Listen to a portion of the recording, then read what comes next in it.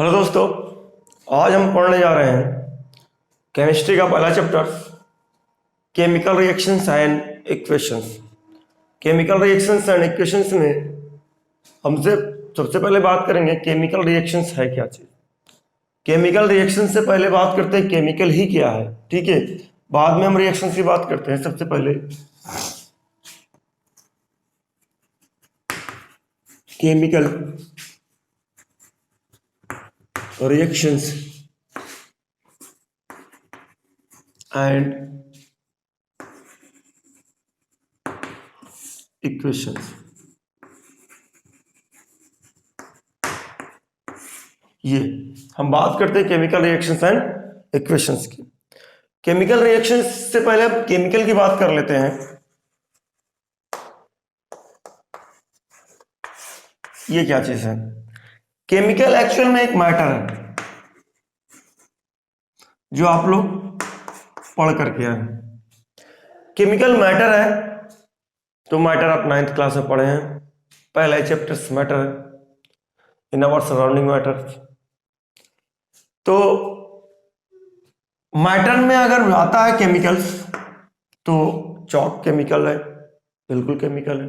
Carbonate है, calcium carbonate है, ठीक है। उसके बाद मोबाइल केमिकल्स है, मोबाइल केमिकल है, मैटर्स है नहीं। मोबाइल जिनसे मिलकर के बना हुआ है वो केमिकल है, ठीक है। मोबाइल केमिकल से तो हम बोलेंगे नहीं, मोबाइल जिनसे मिलकर के बना हुआ है वो केमिकल से, लेकिन मोबाइल मैटर है, ये बात सही है, ठीक है। मार्कर आपका ये है, ये आपका मैटर है, लेकिन ये केमिकल है क्या? नहीं। मार्कर जिनसे मिलकर के बना हुआ है वो केमिकल्स है, मार्कर केमिकल्स नहीं है। मार्कर मैटर है, लेकिन वो जिनसे मिलकर के बना वो मैटर भी थे, लेकिन और वो भी क्या है? केमिकल्स भी है, ठीक है। तो एयर क्या है? हमारे पास मैटर है, बट वो भी क्या है? केमिकल्स है। जितनी भी है बात करते हैं केमिकल्स क्या है? मैटर से। तो इसका मतलब जब मैटर और मैटर एक दूसरे से मिलते होंगे तो फिर क्या करते होंगे? मैटर और मैटर जब एक दूसरे से मिलते हैं तो केमिकल्स का फॉर्मेशन करते हैं। हम मानते हैं मैटर 1 प्लस मैटर 2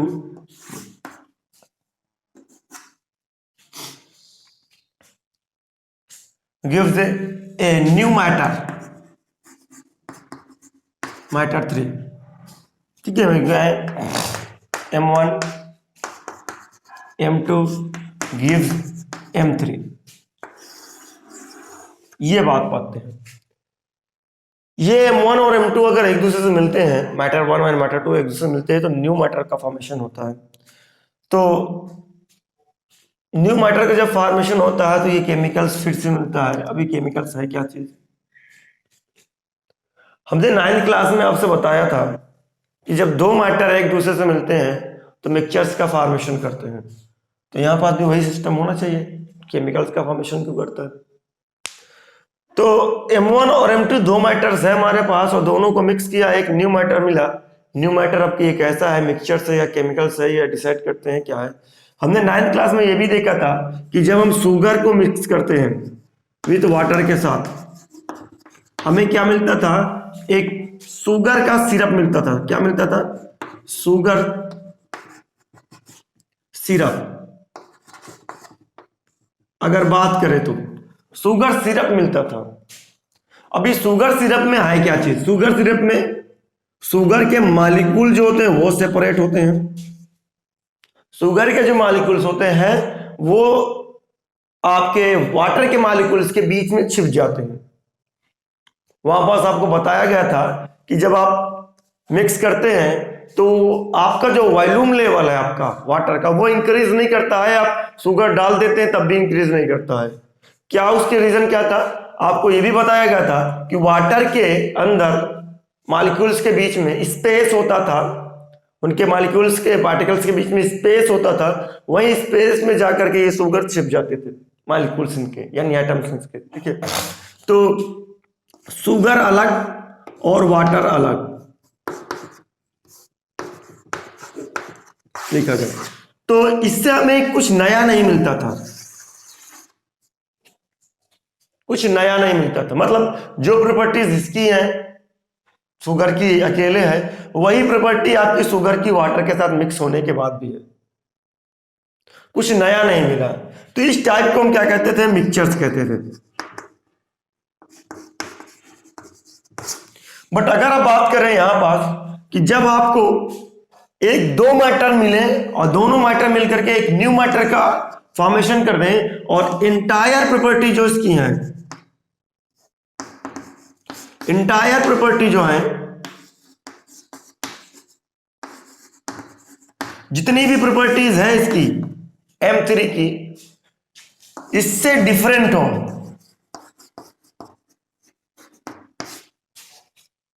जितनी भी प्रॉपर्टीज है जो न्यू फॉर्मेशन मिला है मैटर, न्यू मैटर मिला है इन दोनों के मिक्स होने के बाद, उसकी जो प्रॉपर्टीज हो वो इससे भी डिफरेंट हो और इससे भी डिफरेंट हो, तब हम कहेंगे ये क्या है? केमिकल है, केमिकल रिएक्शंस है। नहीं तो फिर हम क्या कहेंगे? ये मिक्सचर्स है। ठीक है। कब? जब दो मैटर्स आपस में मिक्स होंगे, मिक्स होने के बाद एक न्यू मैटर का फॉर्मेशन हुआ, तो जो न्यू मैटर मिला उसकी जो इंटायर जो प्रॉपर्टीज है, जितनी भी प्रॉपर्टीज है न्यू मैटर्स की, वो पहले वाले मैटर्स जो मिक्स होकर के बना रहे हैं, मिक्स होकर के जो बना रहे हैं उनसे जो है डिफरेंट है। जो न्यू मैटर है, यानी इनिशियली जो न्यू मैटर है हमारे पास, इनिशियली न्यू मैटर जो है जिनको मिक्स कर रहे हैं, उनसे जो है जो नया मैटर आपको जो मिल रहा है, जो नया M3 मैटर मिल रहा है, उसकी जो प्रॉपर्टीज है वो अलग ही है, सेपरेट है, डिफरेंट है इनिशियल मैटर से। M1 M2 की प्रॉपर्टीज से जो न्यू मैटर मिला है उसकी जो प्रॉपर्टीज क्या है? वो डिफरेंट है। इसीलिए ये डिफरेंट प्रॉपर्टी होने की वजह से इसको कहते हैं केमिकल चेंज। क्या कहते हैं? Chemical change. जब केमिकल चेंज हमको मिलता है तो हम ये कहते हैं ये कैसे रिएक्शंस हो गई है, कैसा कैरिड आउट हुआ है? Chemical reactions. ठीक है। इस एरो का मतलब क्या होता है? इस एरो का मतलब हम जानते हैं, इस एरो का मतलब ये चेंज को डिनोट करता है। वो चेंज किधर की तरफ जा रहा है? M3 की तरफ जा रहा है। एरो का मतलब चेंज होता है। ठीक है। आई होप आपको समझ में आ गया होगा कि केमिकल्स क्या है, मैटर क्या है और मिक्सचर्स क्या है, केमिकल रिएक्शंस क्या है। अब हम केमिकल रिएक्शंस की बात करते हैं। केमिकल रिएक्शंस है क्या चीज है? अब केमिकल रिएक्शंस वो प्रोसेस है जिसमें दो सब्सटेंस की बात करें, अब यहां मैटर को छोड़ करके क्योंकि सब्सटेंस की बात आएगी, जब हम दो सब्सटेंस या दो से ज्यादा सब्सटेंस से, 2 or more than 2 substance mix to each other and gives a new substance these substances have the property which are different from the initial substance। वो जो न्यू सब्सटेंस है उसकी जो प्रॉपर्टीज है, एंटायर केमिकल प्रॉपर्टीज जो है पूरी की पूरी, वो डिफरेंट है इनिशियल सब्सटेंसेस से। तो उस प्रोसेस को हम क्या कहते हैं? केमिकल रिएक्शंस कहते हैं बेटा। क्या कहते हैं? केमिकल रिएक्शंस कहते हैं। फिर से सुनिएगा। When 2 or more than 2 substances mix to each other to form a new substance, this new substance has entire properties different from the initial substance, then we can say that this change will occur by the chemical reactions. This is called chemical reactions। ठीक है। और अब बात करते हैं, अगर ये chemical reactions है तो इन दोनों का नाम क्या चीज है? इन दोनों का नाम है, अगर M1 और M2 की बात करें हम,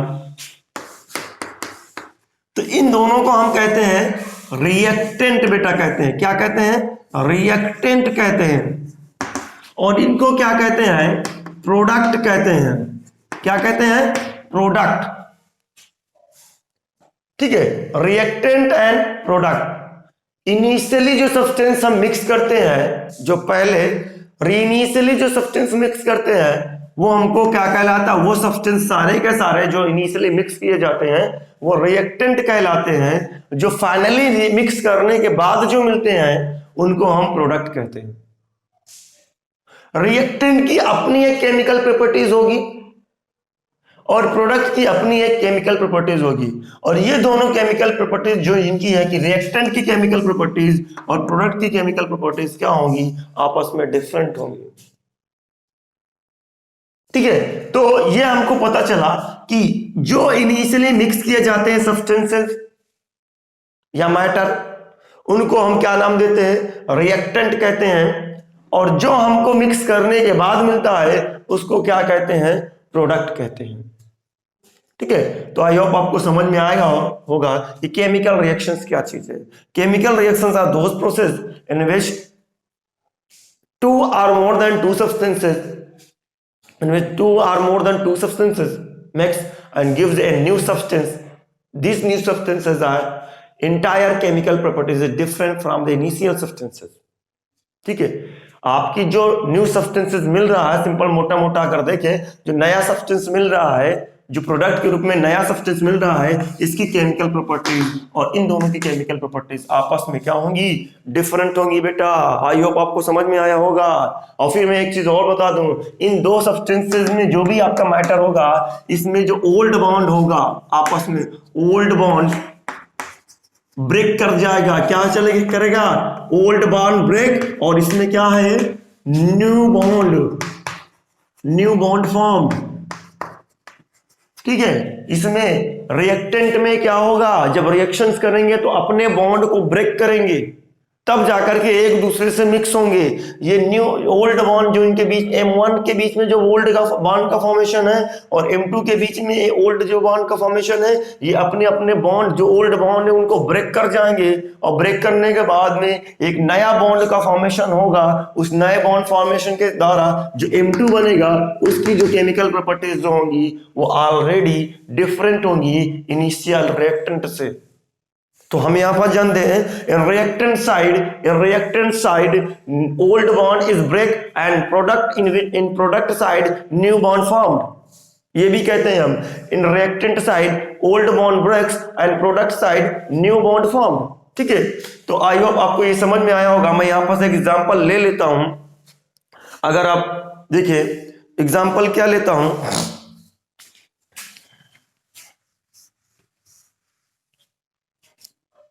एग्जाम्पल ये है हमारे पास कि अगर सपोज दैट हमारे पास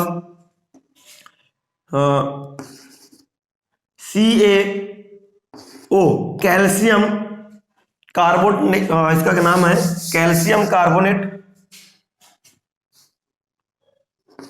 सॉरी कैल्शियम ऑक्साइड है बेटा, सॉरी कैल्शियम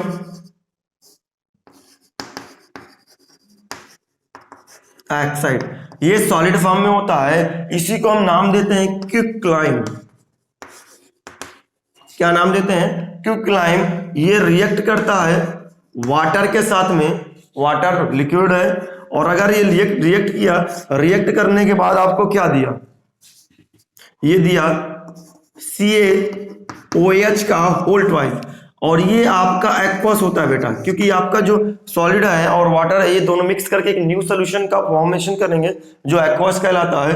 और अगर देखा जाए CaOH का होल ट्वाइस जो है, इसको हम कहते हैं कैल्शियम हाइड्रोक्साइड।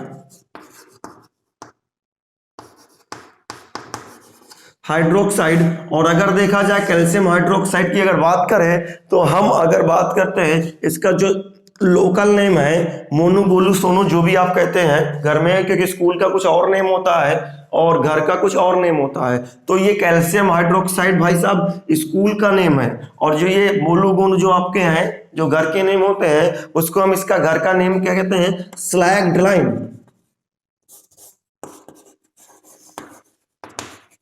अब यहां बात देखिए, ये आपका क्या है? ये जो है calcium hydroxide sorry calcium oxide, इसकी केमिकल प्रॉपर्टीज और इसकी केमिकल प्रॉपर्टीज के बीच में अगर देखा जाए, इसका जो बॉन्ड था और इनका जो बॉन्ड था, ये आपस में ब्रेक किए, ये आपस में ब्रेक किए हैं। ब्रेक करने के बाद दोनों आपस में मिक्स हो गए। मिक्स होने के बाद हमको क्या दे दिए? कैल्शियम हाइड्रोक्साइड दे दिए।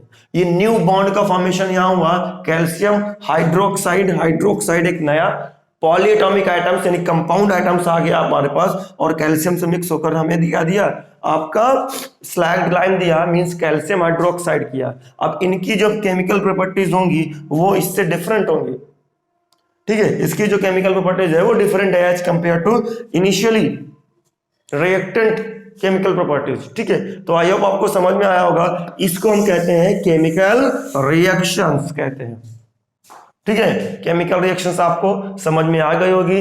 अच्छे से नोट्स आपको प्रोवाइड की जाएगी, आपको व्हाट्सएप के थ्रू नोट्स प्रोवाइड कर दी जाएगी बेटा। चलिए सॉरी, अब नोट करना हो जो भी आप इसमें से जो अच्छा लगा हो आप नोट कर सकते हैं, स्क्रीनशॉट ले लीजिए, फिर आगे हम बढ़ते हैं।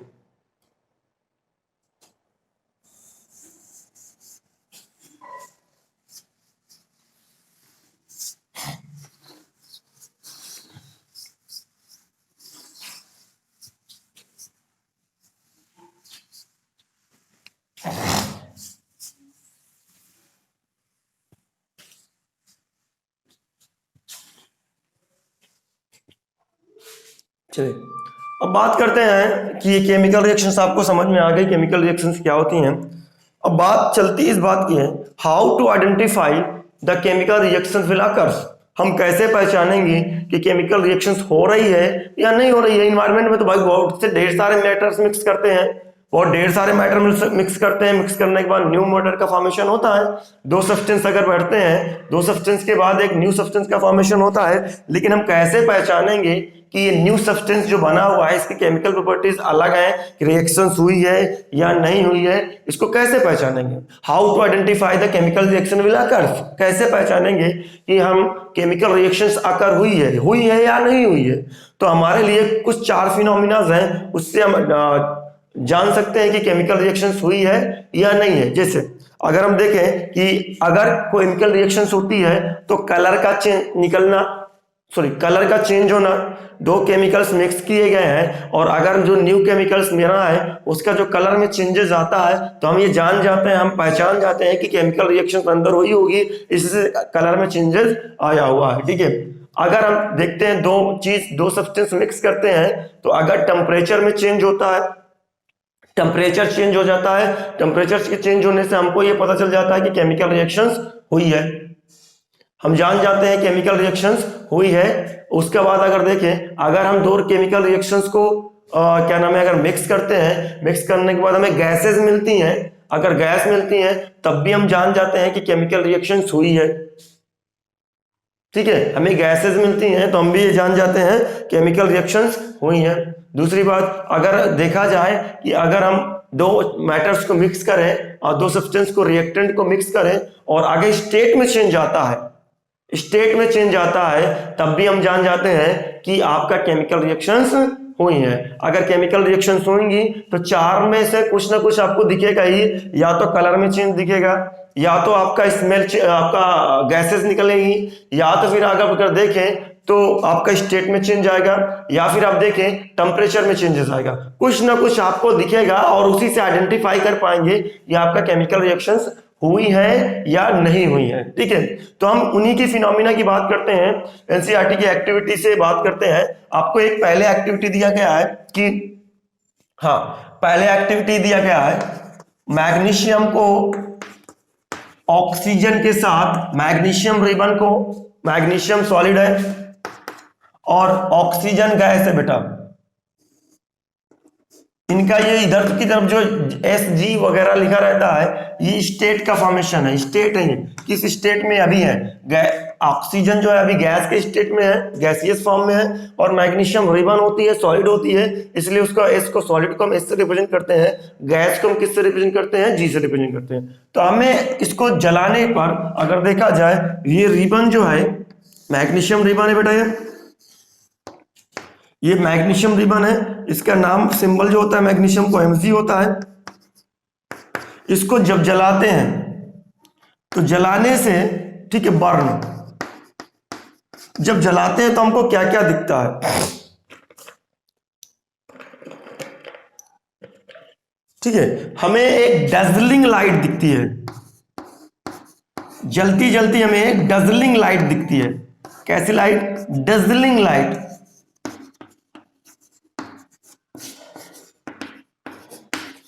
डजलिंग लाइट मतलब चमकती हुई लाइट, ब्राइट लाइट, एकदम सीधी सीधी।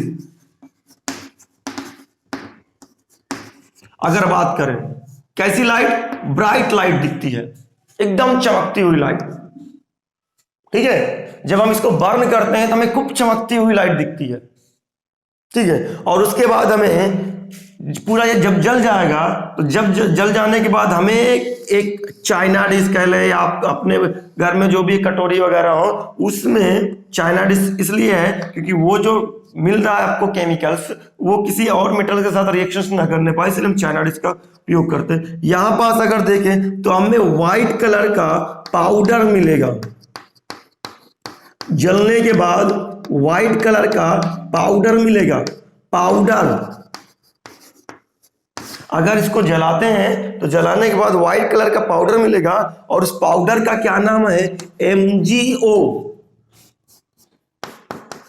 MgO, this MgO is called magnesium oxide.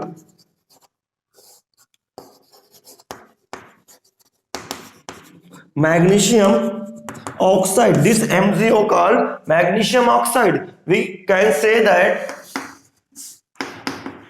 MgO, और MgO क्या है? ये सॉलिड के फॉर्म में है। देखें बेटा, सॉलिड के फॉर्म में है, तो अगर सॉलिड के फॉर्म में बात करें, ये मैग्नीशियम हो गया आपके पास,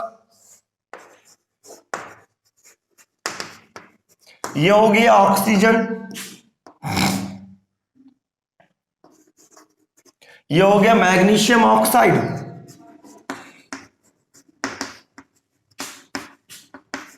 ठीक है। इसका देखिए, अभी गैस इधर की तरफ दो का स्टेट था, एक का गैस था और एक का क्या था? सॉलिड था। इसका गैस था और इसका सॉलिड था। जब दोनों में आपस में मिक्स हो गए तो स्टेट चेंज हो गया। किसमें आ गया? एक सिंगल प्रोडक्ट का फॉर्मेशन हुआ, दो रिएक्टेंट मिले, रिएक्टेंट मिलने के बाद एक सिंगल प्रोडक्ट का फॉर्मेशन हुआ, जो किस स्टेट में है? सॉलिड स्टेट में है। सॉलिड के स्टेट में है, तो देख रहे हैं आप स्टेट, एक का तो स्टेट चेंज हो गया। जो गैस मिली थी, गैस थी हमारे पास, वो गैस अब दोबारा हमको नहीं मिल रही, हमको एक पूरा का पूरा पाउडर मिल रहा जलने के बाद, ये ऐश, जिसे आप ऐश कहते हैं, ऐश, ठीक है। तो ये आपको ऐश मिलता है, मींस पाउडर मिलता है, ठीक है, सॉलिड स्टेट में मिलता है। और अगर ये सॉलिड स्टेट में है पाउडर, तो हम क्या कहते हैं? हम कहते हैं कि ये केमिकल रिएक्शन हुई है और इसमें स्टेट का फॉर्मेशन, यानी स्टेट चेंज हो चुका है, ठीक है। अब ये क्वेश्चन इसमें आता है कि मैग्नीशियम रिबन को जलाने से पहले, मैग्नीशियम रिबन को जलाने से पहले रब क्यों किया जाता है? तो रिबन अगर है एयर में एक्सपोज कर दिया जाता है, तो एयर में एक्सपोज करते ही वो मैग्नीशियम आपकी ऑक्सीजन से रिएक्शन कर जाती है।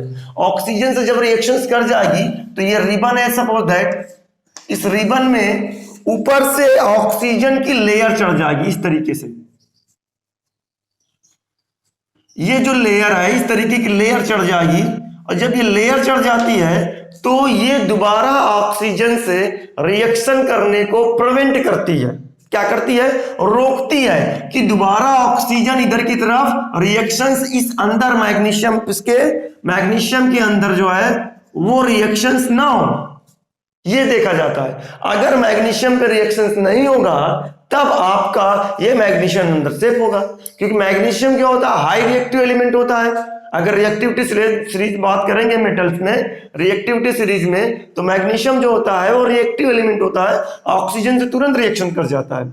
तो अगर हम देखें मैग्नीशियम की बात करें, तो मैग्नीशियम को जलाने से पहले, बर्न करने से पहले हम क्लीन क्यों करते हैं? ठीक है, एक्टिविटी पढ़ेंगे आप 1.1, तो उसको में से आपको पता चलेगा why should we clean the magnesium ribbon after burning. ठीक है, जलाने से पहले हम मैग्नीशियम रिबन को क्यों रब करते हैं? तो रीजन इस बात का है, it makes a protective layer of oxide. After rubbing, it cleans the layers and get a pure magnesium. रब करने के बाद ये प्रोटेक्टिव लेयर जो होती है, ऑक्साइड की जो लेयर ऊपर बनी हुई है, ये जो लेयर होती है ये हट जाती है। जैसे आप लोहे में जंग छुड़ाने के लिए आप कार्बन सैंड पेपर को लाते हैं और रब करते रब करते करते और उसका जो ब्राउन कलर होता है वो हटा देते हैं, वही तरीके से यहाँ पास भी एक आपकी जो है ब्लैक कलर, आपकी ग्रे कलर जो भी है आपके, उस हिसाब से एक लेयर चढ़ी रहेगी। उस लेयर का जो नाम है ऑक्साइड लेयर। वो ऑक्साइड लेयर मैग्नीशियम से रिएक्शन कर चुकी है जो बनी हुई है, और वो ऑक्साइड लेयर दोबारा जो बाहर से जो आ रहा है उससे रिएक्शन करने को क्या करती है, प्रिवेंट करती है। यानी फर्दर ऑक्सीजन से रिएक्शन नहीं हो पाएगी, दोबारा ऑक्सीजन से रिएक्शन नहीं हो पाएगी। तो रिएक्शन करना होने की वजह से आपको ये प्रॉपर्टीज नहीं दिखेगी। कैसी प्रॉपर्टीज नहीं दिखेगी? डजलिंग लाइट, मतलब ब्राइट लाइट नहीं दिखेगी। ब्राइट लाइट का जो फिनोमिना है बहुत कम दिखेगा, अगर दिखेगा तो, ठीक है। तो ये पूरी तरीके से आपको ब्राइट चमकते हुए नहीं दिखाई देगा, ठीक है। तो अगर आपको पूरी तरीके से चमकना देखना है तो आप मैग्नीशियम रिबन को क्या कर दीजिए, पूरा का पूरा सैंड पेपर से क्लीन कर दीजिए। उसकी जो प्रोटेक्टिव लेयर है ऊपर से जो ऑक्साइड की लेयर बन चुकी है उसको आप हटा दीजिए। जब ये लेयर हट जाएगी तो हटने से आपको क्या दिखेगा, एक प्योर मैग्नीशियम दिखेगा, और एक प्योर मैग्नीशियम दिखेगा और उसको फिर जलाइए, और जलाने से आपको फिर डजलिंग लाइट दिखेगी, मींस ब्राइट लाइट दिखेगी, ठीक है। आई होप आपको समझ में आया होगा कि आप मैग्नीशियम रिबन को जलाने से पहले रब क्यों करते हैं। क्यों करते हैं? क्योंकि उस पर प्रोटेक्टिव ऑक्साइड की लेयर चढ़ी होती है जो रोकती है, प्रिवेंट करती है फिर से ऑक्सीजन से रिएक्शन करने के लिए। मैग्नीशियम को फिर से ऑक्सीजन से रिएक्शन करने के लिए रोक देती है, इसीलिए उस लेयर को हटाना जरूरी है। We clean the oxide layer which prevent the further oxidation of the magnesium in the reactions, ठीक है। ये क्या करता है कि ऑक्सीडेशन होने के लिए, ये फर्दर ऑक्सीडेशन यानी ऑक्सीजन से रिएक्शन करने के लिए ये क्या करता है, लेयर रोक देता है। तो मैग्नीशियम में ऑक्सीजन से रिएक्शन उस तरीके से खुले मन से नहीं कर पाता है। जब खुले मन से ऑक्सीजन से रिएक्शन नहीं करेगा तो ये डजलिंग लाइट आपको नॉर्मल तरीके से पूरी एकदम जो कंडीशन है उस तरीके से नहीं मिल पाएगी। आपको मिलेगी हल्की फुल्की लाइट चमकते हुए मिलेगी, नहीं तो आपको मिलेगी भी नहीं, ठीक है। आई होप आपको समझ में आया होगा कि मैग्नीशियम रिबन को क्यों रब करते हैं, आपको जलाने से पहले, ठीक है। क्लियर हुआ? अब ये स्टेट का चेंज समझ में आ गया होगा ये चीज आपको, ठीक है, क्लियर ना। उसके बाद हम चलते हैं कि कैसे पहचानते हैं हम कि आपका केमिकल रिएक्शंस हुई है या नहीं भी हुई है, ठीक है। चलिए बात करते हैं, सॉरी इतना तो आप एनसीईआरटी में मिल जाएगा, आप नोट कर सकते हैं ये सब चीज, ठीक है। आगे बढ़ते हैं, how to identify the chemical reactions with occur.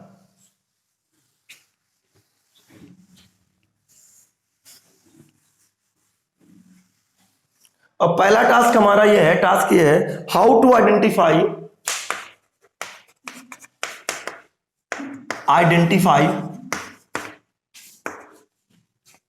Chemical reaction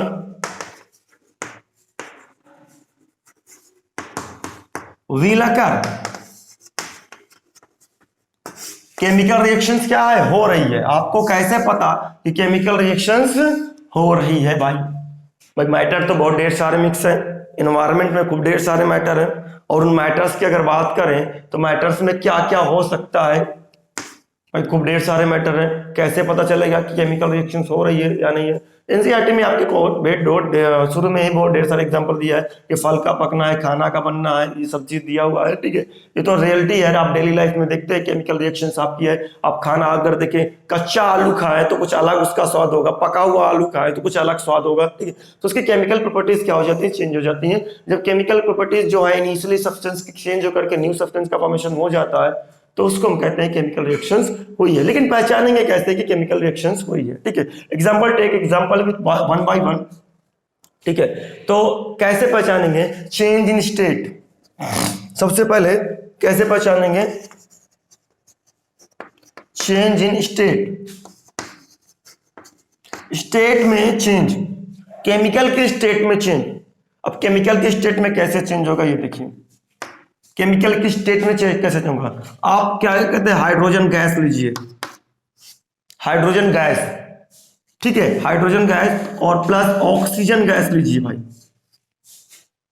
अगर ऑक्सीजन गैस लेते हैं तो ये मिक्स होकर के आपको क्या देता है, आपको वाटर देता है, H2O देता है, जो लिक्विड का मिलता है, आपका क्या मिलता है, लिक्विड मिलता है।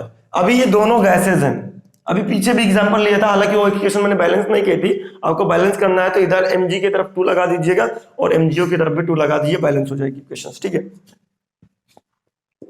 इसकी बात करते हैं, चेंज इन स्टेट की बात करते हैं, क्या होता है, ये भी ऑक्सीजन और ये भी गैस, ये भी गैस, दोनों मिक्स हुए,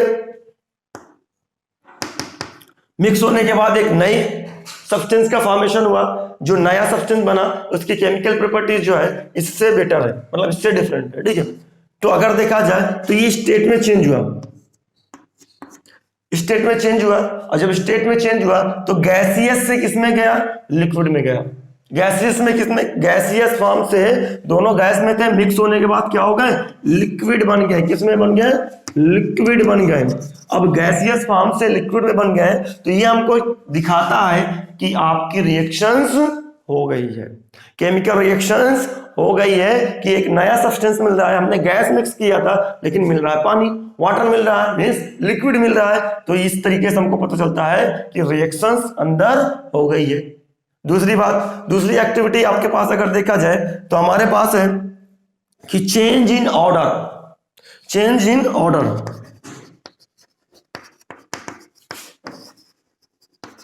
चेंज इन ऑर्डर मतलब आपका क्या है, कलर में चेंजेस, चेंज इन कलर, सीधी सी बात,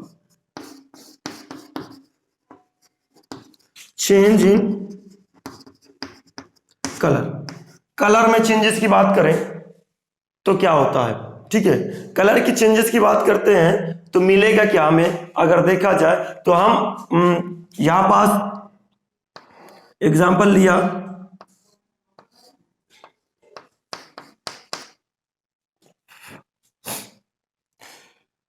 ये कोनिकल फ्लास्क है आपके पास, और इसको हम हीट कर रहे हैं बेटा, बर्नर से हीट कर रहे हैं, सॉरी यहां पास नहीं दिख रहा है, इसको हीट कर रहे हैं,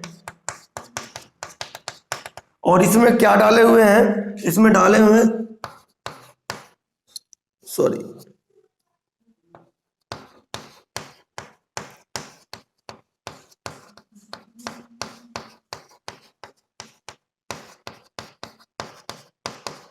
ये है आपका लेड नाइट्रेट, लेड नाइट्रेट, क्या है ये, लेड नाइट्रेट है, और लेड नाइट्रेट है तो इसका जो फार्मूला होता है वो होता है PbNO3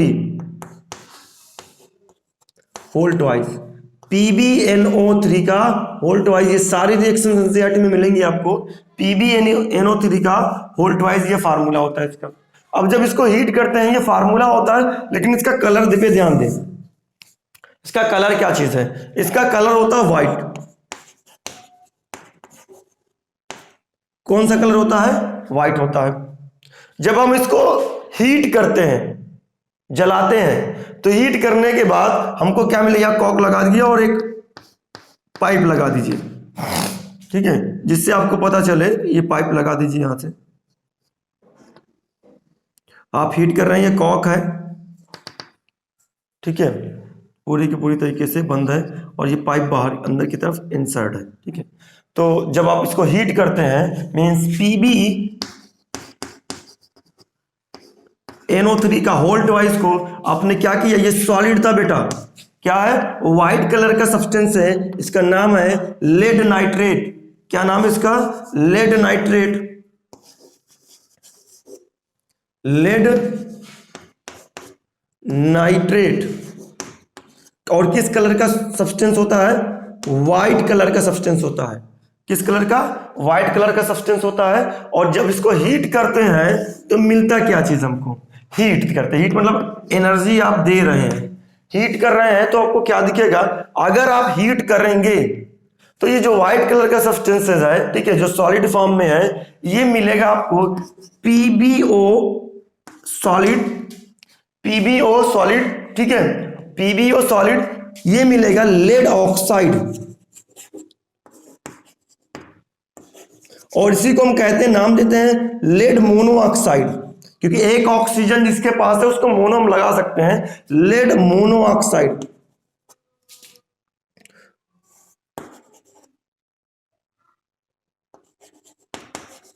लेड मोनोऑक्साइड। और ये जो सब्सटेंस मिला है इसका कलर क्या होता है, इसका कलर होता है येलो। देख लीजिए, ये व्हाइट कलर का था, हीट किया, हीट करने के बाद आपका येलो कलर का सब्सटेंस क्या मिल रहा है, पीबीओ। इसका नाम क्या है, लेड ऑक्साइड या कहें लेड मोनोऑक्साइड। और एक नया सब्सटेंस और मिलता है, आपको मिलता है N2 गैस, NO2 गैस, और ऑक्सीजन गैस भी मिलती है। और ये जो गैसेस हैं, ठीक है, 2 4 2 8 12 से, ठीक है। ये जो गैसेस हैं, ये जो नाइट्रोजन डाइऑक्साइड, नाइट्रोजन डाइऑक्साइड, ये किस कलर की गैस निकलती है, ये ब्राउन कलर की गैस निकलती है। ब्राउन कलर, ब्राउन कलर की गैस निकलती है, ब्राउन फ्यूम निकलती है। यहां से जो गैस निकलेगी, सॉरी, ये जो है ये किस कलर की है, ब्राउन फ्यूम है, ठीक है। ब्राउन कलर की फ्यूम निकलेगी, और ये ब्राउन कलर की फ्यूम है क्या, NO2 है, नाइट्रोजन डाई ऑक्साइड गैस है, ठीक है। ये चीज है। अब यहां पर देखें कि आपको क्या दिखा, ये स्टेट देखिए। पहली बात तो आपके पास कंपाउंड है, जो रिएक्टेंट है उसको ब्रेक किया, हीट किया गया, हीट करने के बाद आपको क्या दिखा, एक पीबीओ दिखा, मींस लेड मोनोऑक्साइड दिखा या लेड ऑक्साइड दिया। उसका जो व्हाइट कलर, जो इनिशियल रिएक्टेंट का कलर क्या था, व्हाइट था, और जब आपने हीट किया तो कलर क्या मिला, येलो कलर मिला। तो हमने क्या दिखा, चेंज इन ऑर्डर या कहें change in colour, change in order या कहें चेंज इन कलर। कलर में चेंजेस आ गया आपका, ठीक है, कलर में चेंजेस आ गया, साथ में आपको गैसेस भी मिली, ठीक है। ये सारी की सारी फिनोमिना आपको देखने को मिलती है। इससे हमको पता चलता है कि आपका जो क्या है, कि आपका केमिकल रिएक्शंस अकर हुई है। यहां पास अगर देखें केमिकल रिएक्शंस कैसे हुई है, चेंज इन स्टेट, ये हुआ आपके पास, को बैलेंस कर सकते हैं आप, H2O 2 और 2, change in state, change in colour, सब कुछ फिनोमिना आपको देखने को मिलता है। कि यहां पास आपको देखने को मिला कि स्टेट में चेंज हुआ, कलर में चेंज हुआ, आपको ये केमिकल रिएक्शंस हो गई, ठीक है। अगर देखें हम आगे की तरफ, तो हमको और एक चीज देखने को मिलता है कि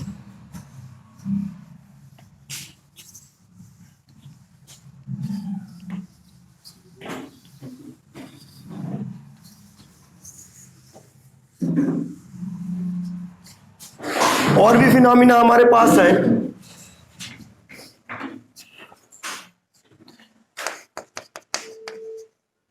evolutions of gas, means gas का निकलना, गैस निकलती है या नहीं निकलती, उसके लिए क्या कहते हैं, आपको एक प्रैक्टिकल दिया गया है। H2SO4, ये क्या चीज है, डाइल्यूट है, ठीक है। जब आप बीकर की बात करते हैं तो बीकर के अंदर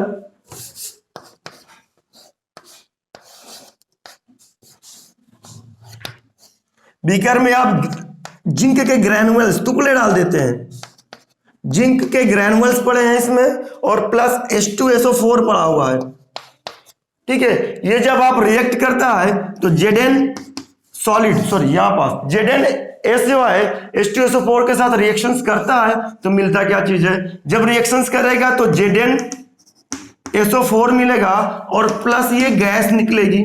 अब ये गैस निकलेगी तो इस गैस के निकलने से आपको ये पता चल जाएगा कि ये आपकी रिएक्शंस हो गई है, ये एक्वस में है बेटा, ठीक है। तो इवोल्यूशन ऑफ गैस जब आपको दिखेगा, गैस निकलेगी, तब भी आपको पता चलेगा कि आपकी रिएक्शंस हो गई है।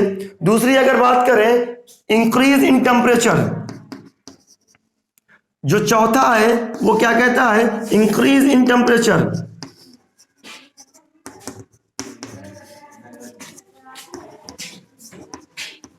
टेम्परेचर में जो इंक्रीज है वो हमको बताता है रिएक्शन हुई है या नहीं है। देखते हैं, आप घर की पुताई करने के लिए चूना लाते हैं घर से, पत्थर वाला चूना लाते हैं। पत्थर वाले चूने का क्या नाम है? Calcium oxide. कैल्शियम ऑक्साइड नाम है ये। और इसको आप पानी में डालते हैं, वाटर में। जैसे पानी में डालते हैं कैल्शियम ऑक्साइड, इसका लोकल नेम मैं बता दिया था, क्विकलाइम, और यह है कैल्शियम ऑक्साइड। जब ये वाटर के साथ रिएक्ट करता है तो क्या देता है? Calcium hydroxide. अब देखते हैं, और साथ में लार्ज अमाउंट में हीट निकलती है। हीट निकलती है मतलब टेम्परेचर इंक्रीज हो जाता है। जिस भी वेसल्स में डालते हैं, जिस भी ड्रम में डालते हैं, जैसे डालते हैं आप उस ड्रम को छू करके देखिए, ड्रम बहुत ज्यादा हीट हो जाता है। ठीक है, जब आप चूना डालते हैं किसी ड्रम में पोताई करने के लिए, तो चूना जो है ये है पत्थर वाला चूना, और ये आपका वाटर है, मिक्स हुआ। मिक्स होने के बाद वो पूरा का पूरा जो लिक्विड है, जैसे डालते हैं तो पूरा का पूरा बॉयल होने लगता है वाटर, पूरा का पूरा बॉयल होने लगता है वाटर। वो बॉयल कैसे होता है? जब उसमें हीट आई होगी कहीं से, तभी तो बॉयल होगा। जैसे पानी आप चढ़ा देते हैं, वो उसमें क्या नाम है आपका, बर्नर पे चढ़ाते हैं पानी, तो पानी जब बॉयल होता है तो खोलने लगता है, पूरा का पूरा ही स्टीम निकलने लगती है। उसी तरीके से जब आप इसको डालेंगे कैल्शियम हाइड्रोक्साइड, कैल्शियम ऑक्साइड पानी में डालते हैं, तो आपको जो मिलता है कैल्शियम ऑक्साइड हाइड्रोक्साइड मिलता ही मिलता है, साथ में हीट मिलती है। मींस उस सराउंडिंग का जो टेम्परेचर है, उस बीकर का जो टेम्परेचर है, वो इंक्रीज कर जाता है। तो हमसे पता चल जाता है कि अंदर क्या हो गया होगा, अंदर की तरफ केमिकल रिएक्शंस हो गई होगी। इवोल्यूशन ऑफ गैस हमको बताता है कि केमिकल रिएक्शंस हुई है। चेंज इन टेम्परेचर बताता है आपका रिएक्शंस हुई है। चेंज इन कलर बताता है आपका रिएक्शंस हुई है। और स्टेट में चेंज बताता है केमिकल रिएक्शंस हुई है। आई होप ये समझ में आया होगा आपको। Pause the video and note down. आपको पूरी की पूरी नोट्स व्हाट्सएप के थ्रू प्रोवाइड कर दी जाएगी। Thank you, have a nice day.